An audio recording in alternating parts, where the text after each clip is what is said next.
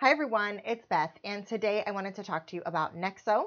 I have an update on Kin by Kick, and I also wanted to touch on comments that were made during a speech by SEC Commissioner Hester Pierce at a Medici conference last week. But first, let me remind you, I'm not a financial advisor, so everything I say here is only my opinion. So please take the time, do your own due diligence, and then remember to never invest anything that you are unwilling to lose. Okay, so I wanted to start off here at Nexo. So in the video I posted yesterday, I asked for some hot tips on coins, and one that I received was Nexo, which I had briefly looked at actually when I saw a job posting for the best job in crypto, but I didn't look too much into it back at that time. I wish I would have looked more though, because it seems as though this is right up my alley. So this is a cryptocurrency that is going to be doing, well, they are the world's first instant crypto-backed loans. So there are some other platforms out there that are doing crypto-backed loans. This one is instant and the platform is live.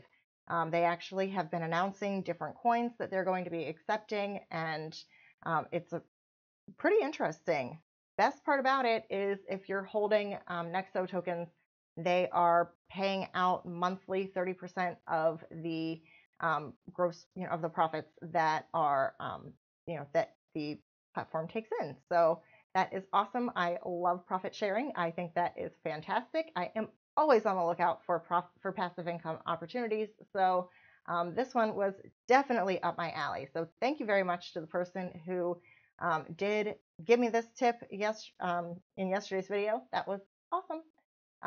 So I went over and looked at this on CoinMarketCap, and it was having a great day. So thankfully, whenever I looked at it, that was this morning. So I did pop on over to, well, first I came here and I checked to see where it was traded. And this is on DDEX, which is a decentralized exchange that I had not had the pleasure of using yet.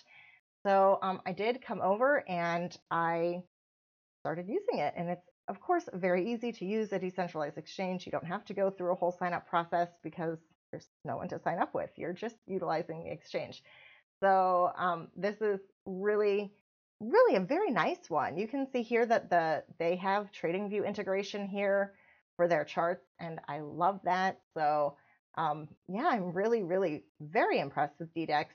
It only took a couple minutes to get it everything the way it needed to be. You don't use ETH for trading. This does run on OX, so you have to wrap your ETH in order to be able to use it to make trades, but it only takes a moment and it was really easy to do. So I was really happy for the tip because it got me looking into a passive income coin and a new decentralized exchange, two of my very favorite things. So thank you very much for the hot tip. That was awesome. If anybody has any more hot tips, I'm always on the lookout. So yep, that's where this one is.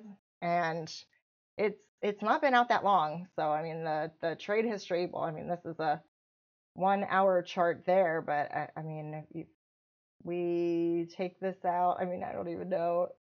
I think this has only been on here. Yeah, this has only been on here since the 7th, it looks like. So certainly this is a brand new coin.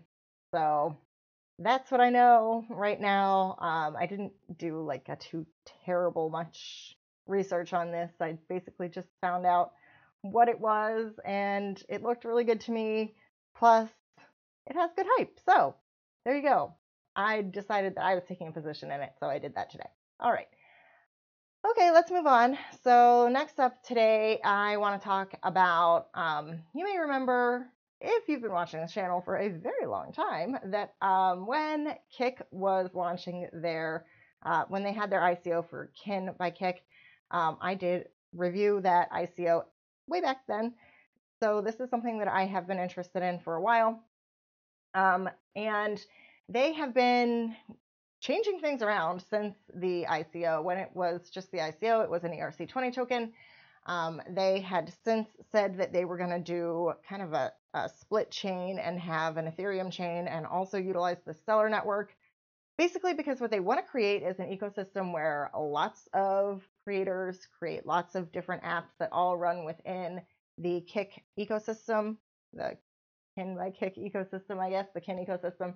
And so in order for it to really work, they want it to be focused on very, very micro payment transactions, like less than a penny. So they are, so the Ethereum network, the transaction fees over there, they were cost prohibitive. So they decided to explore using Stellar, and they were going to do both chains, but then they realized, so they were gonna just foot the bill for the transaction fees on Stellar, but then they realized that they would have to have Stellar in everyone's wallet, and it would be kind of complicated to do that. So they decided that they are just going to fork the Stellar blockchain because, of course, it is an open source code. So Kin by Kik, they have decided that they are just going to fork that code. So they're still going to utilize both Ethereum and, I guess, the Stellar source code, but it is going to be their own blockchain. That way, they won't have to have lumens in order to pay transaction fees. They will be able to have a feeless system is what they're looking for with their new blockchain. So that is still going to have, like I said, it's still going to have Ethereum and their blockchain. They're going to have where if a holder is holding their Kin in the Ethereum network, that it's frozen on the Kin network, and then vice versa, so that it's only ever active one place. But if you want to hold it off of the Kin system, then you would hold it in your Ethereum wallet. So it's still going to be both, but the idea here is that it is going to be zero transaction fees for users who want to be working within the ecosystem. So that is the idea here. And let's see if there's anything really. I think I covered everything that I really wanted to cover here. So it's atomic swaps is what they're going to be using to get Kin over to Ethereum. But and it is, yep, that's pretty much it. So it's all about transaction fees. So they're going to be doing this so that so that they can put the transaction fees. So there we go. There's another example of people using open source technology and making it work, the way they need it to. So this project will continue to develop. There isn't a tight time frame out here, that's for certain, but there are continuing updates coming out about the project, so that is great.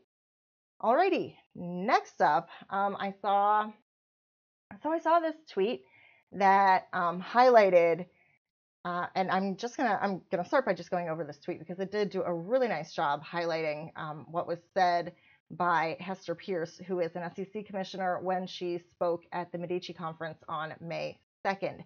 And she was talking about the need for, or I guess the role of the SEC and regulation when dealing with this emerging technology, or really any emerging technology. And I really have to say that I read through the entire text here of her speech, and I must give her credit to come over here. Hester Pierce, she's a Trump appointee. She's just started over at the SEC on January 11th, 2018, and she really put the time in to learn what is going on over here in the space. And her speech was very, very thoughtful. She really posed a lot of very poignant questions about when just funding for the sake of creating a project turns into, which may very well be a security, when the actual use of that token, how does that then affect the classification of the asset, and just the multitude of ways that cryptocurrency assets can be applied, and the ways and all the different classifications, current asset classifications that might actually fall into. And I guess most importantly here, she basically said, well, her metaphor was this. So there's a lot of sandbox regulation coming out where countries are saying that they want to provide a sandbox for companies to come and have like a protected environment where they can explore the development of the technology and be able to use like real people as part of that development. So she was saying that a sandbox is great, but what she would really like to see is more of a lifeguard at the beach type of situation where the regulators aren't really down on the playing field with the people who are working in the sand, but rather are, just kind of sitting back at a distance and making sure that nothing catastrophic is happening. So I really like the take on that metaphor there. So let's go back over to this tweet here by Peter Van Valkenburg. So starting with the quote, the first quote from the speech here is, "The law deserves respect, but technological progress should not be bound by the limits of the regulator's lawyerly imagination."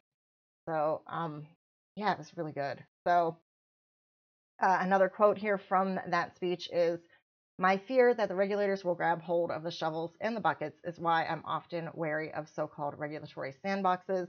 And that's why she was talking about the lifeguard at the beach. She recommends that the SEC set up a web page devoted to questions and comments about ICOs, tokens, distributed ledger, and other crypto concepts. They already have an email address, but a website would be easier to find.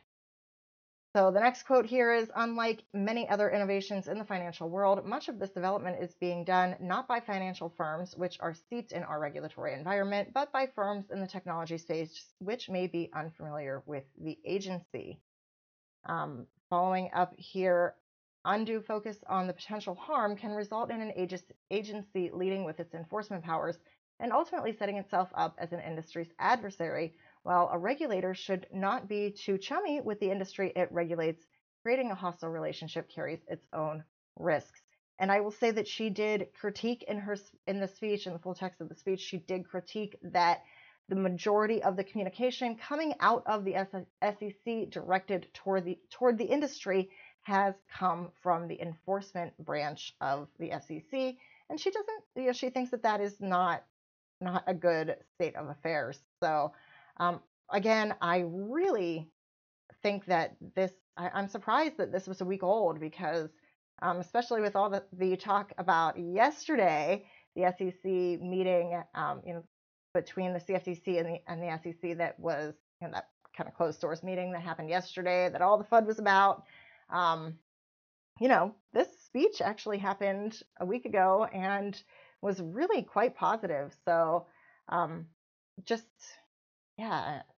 really like it.